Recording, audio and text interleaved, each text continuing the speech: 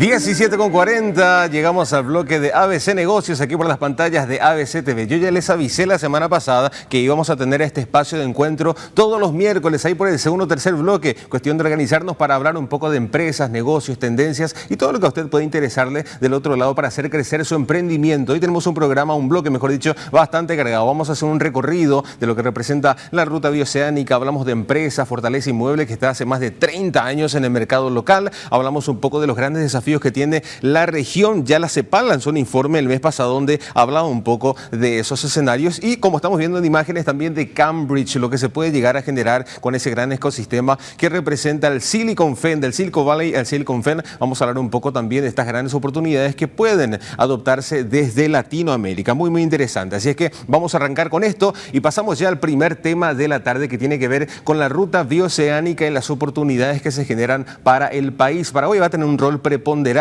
en este tramo que en total 3.400 kilómetros. Si quitamos solamente el segmento donde arranca la ruta bioceánica que va del Atlántico al Pacífico, hablamos de 2.290 kilómetros, de los cuales unos 532 kilómetros van a cruzar por Paraguay, por territorio chaqueño. Esto así de entrada, 30.000 personas van a cambiar sus vidas directamente. De forma indirecta podemos triplicar los números, y esto hablando solamente de la zona, lo que se va a generar en términos de comercio, en términos de intercambio bilateral. La zona de Mato Grosso del sur también, con varias regiones del Paraguay, oportunidades comerciales son tremendas. Conversábamos la semana pasada con un ministro de carrera diplomática del Ministerio de Relaciones Exteriores del Brasil y nos mencionaba el mismo que se pueden dar oportunidades con el sector lácteo, por un lado, el maíz y el gas. El gas está demandando muchísimo en la región y Paraguay tiene una oportunidad para poder destacarse, ser un gran proveedor de estos recursos a través de la ruta bioceánica. La ruta bioceánica para Brasil principalmente va a ahorrar más de 8.000 kilómetros que actualmente Brasil tiene que rodear para llegar hacia China, hacia el Asia. Ahora, por la ruta bioceánica esto va a cortar, va a pasar por Paraguay y esto va a representar una multiplicación de por 10 veces la cantidad de flujo de carga que se puede llegar a dar. Una oportunidad tremenda, sin dudas, uno de los megaproyectos más grandes y ambiciosos que se están llevando adelante en los últimos años, en las últimas décadas. Esto va a entrar a competir con el Canal de Panamá. Así es que es impresionante lo que se va a generar. Por supuesto, toda la información también lo encuentra usted en la versión impresa, versión digital y ahora en la versión televisiva. Vamos a pasar a otro tema en este bloque. Hablamos de empresas, nos vamos hasta Fortaleza. Nos fuimos, conversamos con su director ejecutivo, con Francisco Gómez, tocamos las puertas y nos comentó un poco cómo funciona hoy el ya tan exitoso modelo de inversión en ladrillo.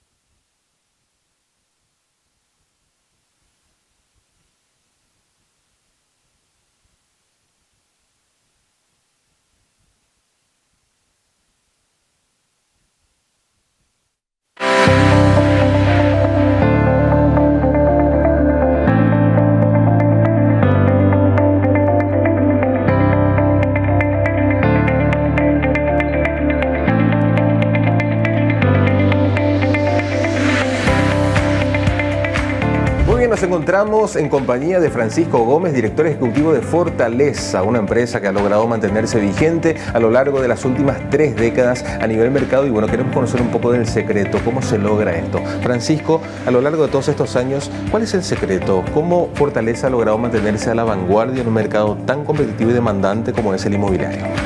Bueno, Fortaleza propone hace 32 años una alternativa de inversión, una alternativa de ahorro, un producto que sin descapitalizarse le da a la gente la posibilidad de formar su patrimonio en un inmueble.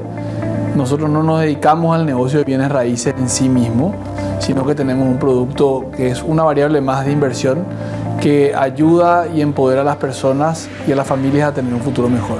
¿Cómo funciona el sistema de inversión en ladrillo y por qué es tan exitoso el día de hoy? Bueno, es una pregunta compleja, es una pregunta larga, pero te voy a tratar de hacer corta. El sistema funciona con una secuencia de cuotas durante 20 años, un producto flexible que se adapta a las medidas y a las posibilidades de cada una de las personas, que básicamente responde a distintos objetivos que vos tengas en la vida y con este plan. Puede ser para asegurar el futuro de tus hijos, donde vos te proyectas a largo plazo, y realmente 20 años es un plazo espectacular como para tangibilizar este ahorro y este esfuerzo que estás haciendo. Es un producto que responde a inversores que buscan diversificar su portafolio de inversiones, situarse en el mercado inmobiliario a través de una empresa confiable como nosotros, y va jugando con ese cuotero que nosotros tenemos y va buscando alternativas que le convienen. Y otro, gente que está en edad productiva como nosotros, que piensa en el futuro, bueno, che, y cuando no trabaje, ahora ¿qué voy a hacer? ¿Cómo hago para tener una renta? Bueno, este producto te va a dar la posibilidad de que separes una parte de tus ingresos para que vayas formando ese patrimonio que te va a permitir tener una renta. Y así, bueno, múltiples contratos, múltiples opciones y alternativas que vamos sacando todos los años y, bueno, ¿por qué no muchas veces todos los meses? Si bien todos los proyectos son importantes, eso lo sabemos, Francisco, ¿cuáles son hoy, ya cerrando 2024, los proyectos más emblemáticos de Fortaleza? El proyecto más emblemático de Fortaleza, sin duda, es Fortaleza Carmelitas. 2 torres de 40 pisos, 400 departamentos en la misma tierra. Pero yo en lo personal soy un enamorado de Fortaleza Molas López, que tiene un diseño arquitectónico único que vamos a inaugurar el año que viene, que ya estoy ansioso por verlo, que el departamento modelo ya lo vi, que ya lo está viendo la gente también. Y bueno, es el primer proyecto en el que nos situamos en esa avenida, que quedó espectacular después de las modificaciones que recibió. Y bueno, ¿por qué no hablar también de nuestro nuevo proyecto, el proyecto de San Martín, ¿verdad? Ya me quitaste parte de la pregunta de la boca. San Martín, ¿por qué San Martín y qué expectativas tenemos en torno a este proyecto? Bueno, en San Martín creo que es una de las avenidas más lindas de Asunción, sin duda. Sí. Conecta todo con todo, lo que hoy sucede, digamos, en la parte más vibrante de la ciudad: gastronomía, comercio, eje corporativo y área residencial. Entonces ahí vimos una tierra de más de 2.000 metros que se va a convertir en la casa de más de 160 familias que, bueno, que van a recibir uno de los proyectos más lindos que va a tener Fortaleza en su historia. No el más grande, como te dije, el más emblemático es Carmelita, sin duda, pero uno de los proyectos más bonitos porque lo vas a ir viendo desde la avenida cuando empieza hasta también si venís del lado de Murucuyá hacia Aviadores del Chaco, también se va a ver ese proyecto. Y bueno, hay mucha expectativa alrededor porque, bueno, entramos a una nueva avenida que no estábamos. Habíamos estado con 2 proyectos en Molas López, con un proyecto en Boyani, y bueno, y ahora vamos a San Martín y por ahí es una señal de lo que viene en el futuro. Muy bien, y del plano local pasamos al plano internacional. Hablamos de Silicon Valley y su equivalente en el Reino Unido, el Silicon Fen, lo que se está sucediendo en Cambridge, este ecosistema que está impulsando el desarrollo de emprendimientos, educación, todo esto en sinergia en un solo lugar que genera oportunidades para la región y para el mundo, ¿por qué no? Pero donde Paraguay puede, por supuesto, aprovechar, ya que estamos en una coyuntura sumamente favorable en términos económicos, y este es el momento de aprender de los grandes, lo que hoy están haciendo las grandes multinacionales. Bueno, ahí podemos nosotros ingresar a tomar algunos tips y algún tipo de recomendación que pueda servirnos. Para darnos un poco más de contexto respecto a lo que hoy está aconteciendo en el ecosistema de Cambridge, lo tenemos vía Zoom. Le agradecemos por su valioso tiempo. Él es el presidente de la Asociación de Emprendedores o Asociación de Negocios de Cambridge. Vía Zoom nos acompaña Guillermo Ramírez. Guillermo, ¿cómo te va? Muy buenas tardes. Hola David, buenas tardes. Gracias por este espacio. Me encuentro aquí en Asunción porque fui invitado como expositor a una cumbre que coordinó el Banco Interamericano de Desarrollo, el BID, para poder abordar los desafíos que enfrenta el país sobre la seguridad laboral. ¿Cómo pasar de la informalidad? Hoy día el 64% de los trabajadores de Paraguay están informales a la formalidad. Discutimos una serie de oportunidades que el ecosistema empresarial o el polo de innovación de Europa por excelencia está replicando en sitios de mejores prácticas para el país. Una de ellas es poder comprender cuáles son las oportunidades que existen respecto a la formalidad, porque hay un miedo. Hoy día la formalidad representa impuestos, representan más costos, y por eso generar los incentivos adecuados es complejo. Movilizar a la gente que hoy día cree que es más seguro permanecer en la informalidad va a ser un reto tanto para el sector privado como para el sector público. Y es por eso que algunos de los factores principales que analizamos hoy fueron los siguientes. Nos dimos cuenta a través de distintos datos de presentación de que la informalidad representa vulnerabilidad, sobre todo para algunos sectores más marginados, ¿Cuáles son estos? Personas jóvenes, mujeres, gente que quizás no tiene la capacidad, no tiene las competencias hoy en día actualizadas por acceso al conocimiento. El segundo gran punto que vimos es que la inversión, el retorno sobre la inversión en educación es fundamental. Hay una serie de programas que está impulsando el Estado paraguayo para poder enseñar finanzas y enseñar algunas estrategias robustas que le permitan a la gente replicarlas en su día a día, independientemente del sector donde se encuentre. Nos dimos cuenta que Cambridge, como tiene una arquitectura de 5 pilares fundamentales, podemos replicar. ¿Cuáles son estos 5 pilares? Está el motor de conocimiento, que es la universidad, y los colleges, los 32 colleges que generan este ecosistema, es uno fundamental. En Paraguay hay acceso al conocimiento. El segundo es espacios de inversión y venture capital, capital de riesgo. Aquí hay una brecha importante en Paraguay. No es fácil convocar capitales extranjeros, sobre todo cuando el índice de informalidad es tan elevado.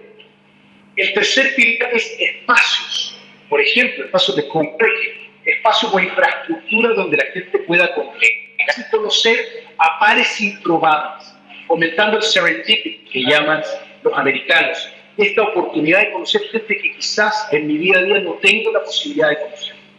El otro punto es el soporte a la comunidad.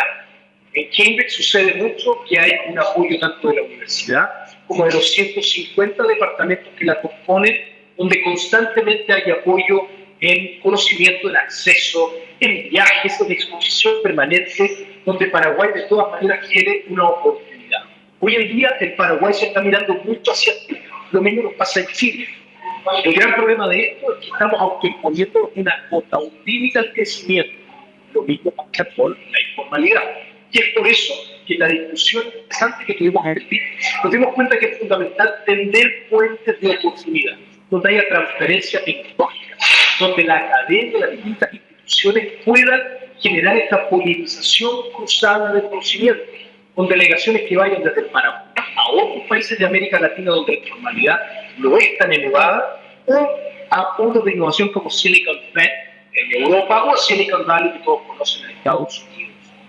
Y así es como estructuramos una serie de acciones concretas que nos van a permitir potenciar qué es lo que está pasando en el país y replicar estas mejores prácticas. Nos quedamos con un llamado a la acción, porque nos dimos cuenta que los impuestos hoy día son el principal factor por el cual la gente está optando por mantenerse en la informalidad. Yo nos desafío en la audiencia para poder tomar una perspectiva distinta respecto a los impuestos, haciendo una pregunta abierta, donde básicamente la pregunta es: ¿existe una manera más ilustrada de ver este desafío hoy?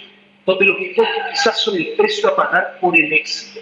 Si en vez de ver el impuesto como un coste de una carga financiera, si somos capaces de tener otra perspectiva y ver, quizás yo tengo que pagar más impuestos, significa que mi empresa está siendo más exitosa. Un influencer paga el impuesto de tener haters. Un político o jugador de fútbol paga el impuesto del escrutinio público, de no tener una vida privada. Por ende, el impuesto es parte de las reglas del juego, parte de la formalidad. Eso no significa que todo se vaya a consumir el margen al cual aspiramos como emprendedores y dueños de empresas. Al contrario, con la educación financiera hay una serie de deducciones impositivas que puedo hacer legalmente, donde puede convertirse en una oportunidad este desafío de la economía. Un conversatorio muy importante, muy interesante con distintos actores políticos del banco y de Cambridge Business Association, presente el día de hoy en Asunción.